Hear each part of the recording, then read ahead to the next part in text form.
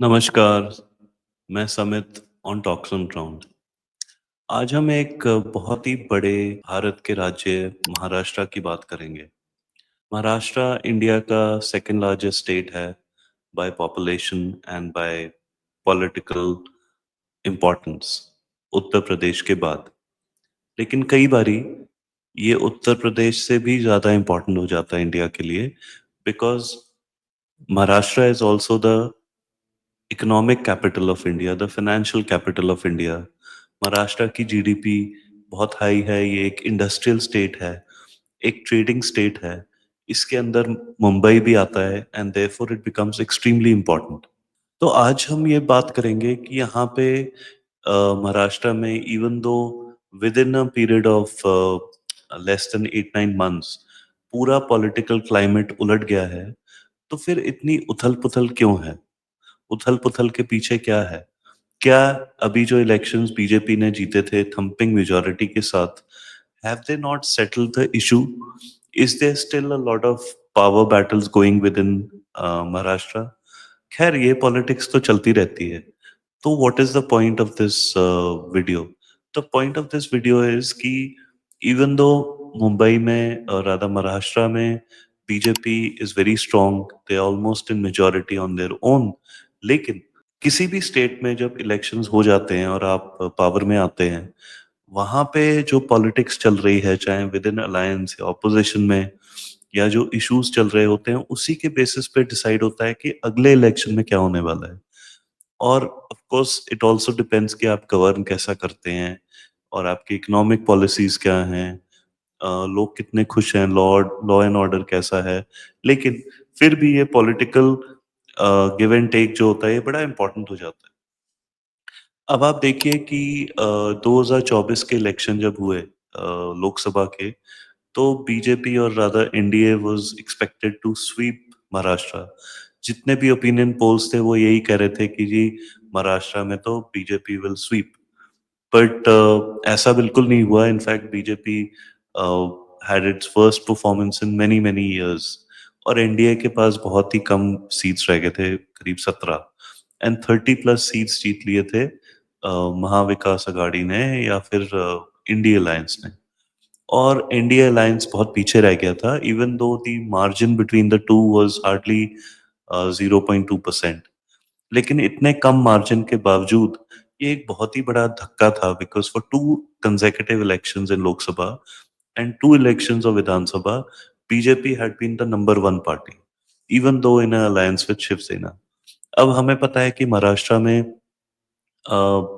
NCP जो थी वो टूट गई, जो आपकी शिवसेना थी वो भी टूट गई और उनके एक एक पार्ट एक बीजेपी के साथ और एक कांग्रेस के साथ जुड़ गया। लेकिन ये जो कंफ्यूजन का स्टेट है, चाहे वो विद इन पॉलिटिकल पार्टीज हो, चाहे वोटर्स के साथ हो, या फिर इवन लीडर्स के साथ हो, ये खत्म होता हुआ नहीं दिख रहा है और इसमें जो अलाइनमेंट्स और इंटरनल अलाइनमेंट्स हैं वो चलते ही जा रहे हैं। And never to forget, there is one man still alive and his name is Sharad Pawar.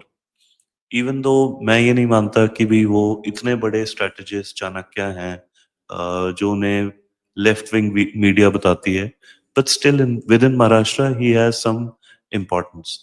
Specially Marathi media उन्हें बहुत सपोर्ट करती है और ये बात माननी पड़ेगी कि वो रेलेवेंट रहे हैं।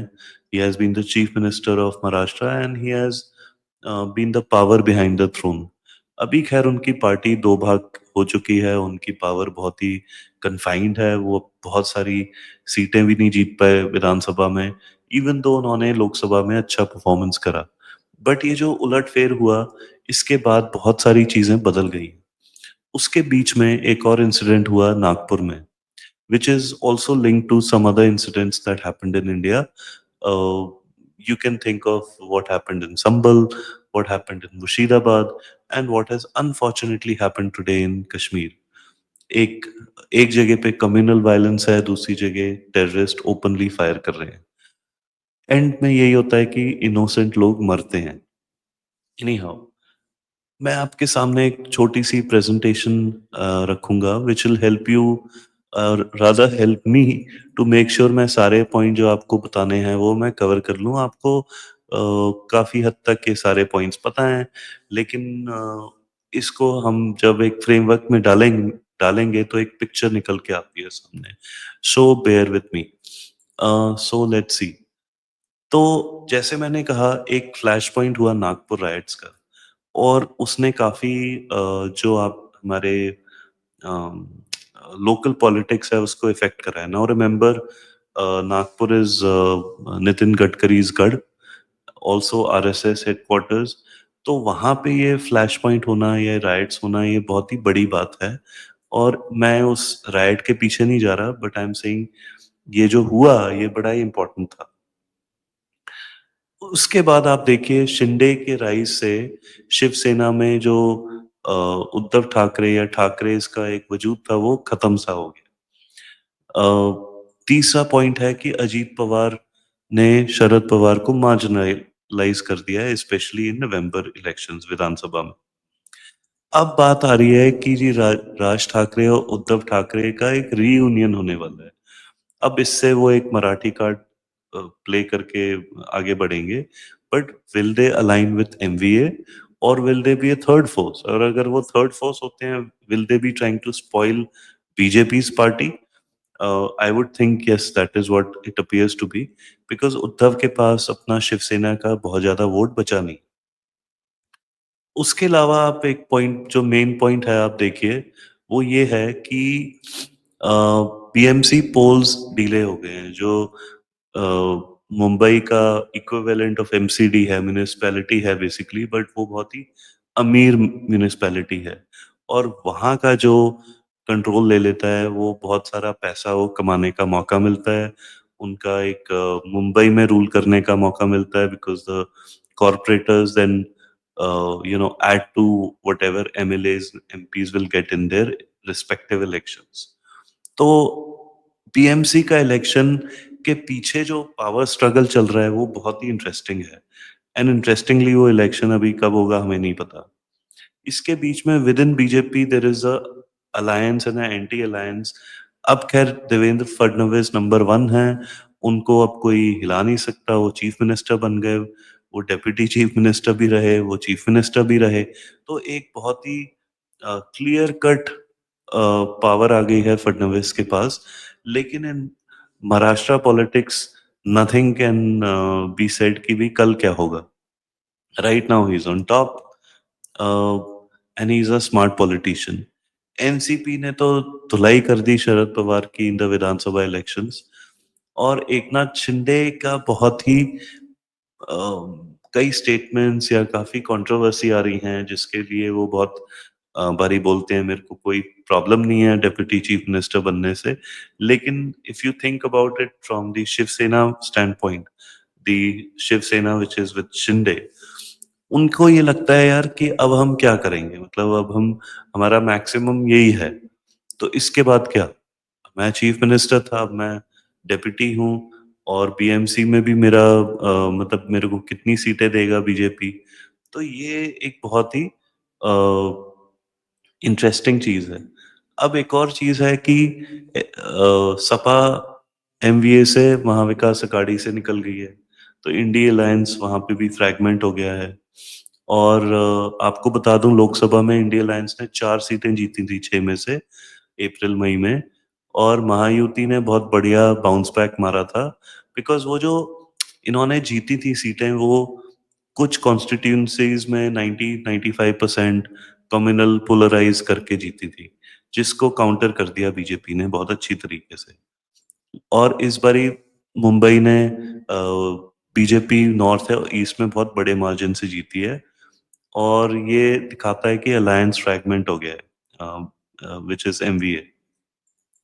और ये सब बताने का मेरा बेसिक पर्पस ये है कि whatever happens in Maharashtra next, in the next 6 months to 9 months, for instance अगर शिंदे बीजेपी को छोड़ दे, एनडीए को छोड़ देते हैं, BJP will remain in power, but they will be a bit nervous, because एक तरफ पे राज ठाकरे और Uddhav Thackeray might join hands, और अगर उद्धव ठाकरे अलग हो जाते हैं कांग्रेस के साथ, कांग्रेस और एनसीपी के साथ से, तो जो भी वोट शेयर उन्हें मिल रहा था from Congress and NCP will go back to Congress and NCP, तो वो एक्चुअली स्ट्रांग हो जाएंगे वापस थोड़े से, not enough to come to power and all, but एक पोल बन जाएंगे वापस।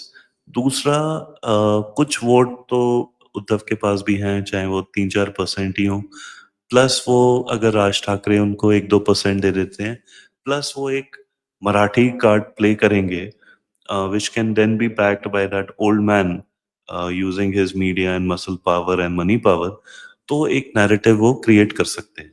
And for some reason which I have personally not understood, I've lived in Mumbai for a long time, एक सिंपैथी है उद्धव के पास मराठी मानुस में, जो सोचते हैं कि भी बीजेपी ने उनसे उनके साथ गलत करा and he should have been given a better deal. तो ये अ, मेरे को लगता है ये जो राज ठाकरे और उद्धव का रीअलाइनमेंट या रीअप्रोचमेंट है, जो कि अरिथमेटिकली लगता है इनसिग्निफिकेंट, ये एक बहुत बड़ा गेम चेंजर हो सकता है इन महाराष्ट्र। इसका एक और इफेक्ट हो सकता है कि BJP might have to tilt a bit more on the Hindutva side, which I think will be a good thing for BJP themselves. Plus उनके ऊपर प्रेशर नहीं होगा शीट शेयरिंग का, और हो सकता है वो जो 27% लाते हैं 53-54% सीट से, या 55-60% सीट से, तो वो अपने दम पे 45% वोट ले आएंगे across Maharashtra, and they might be able to come to power on their own. But can they do that in 29? Can they do that immediately in Lok Sabha election, जो कि 5-6 महीने पहले होंगे विधानसभा से, अनलेस वो रूल आ जाए one election one country whatever, तो उस केस में तो of course the election will be held together. But जो भी है, ये एक बहुत ही इंटरेस्टिंग केस बन रहा है, and I think you should keep watching what is happening in Maharashtra, because all doesn't seem to be going very smooth. और शिंदे जो हैं, Shinde also has the capacity, supposing वो बीजेपी को छोड़ते हैं तो उनका भी वोटर बेस सैफरन है मोर और लेस, तो वो क्या लाइन लेंगे? क्या वो सैफरन लाइन लेंगे? क्या वो उद्धव के साथ मिलके मराठी लाइन ले लेंगे, मराठी प्लस सैफरन?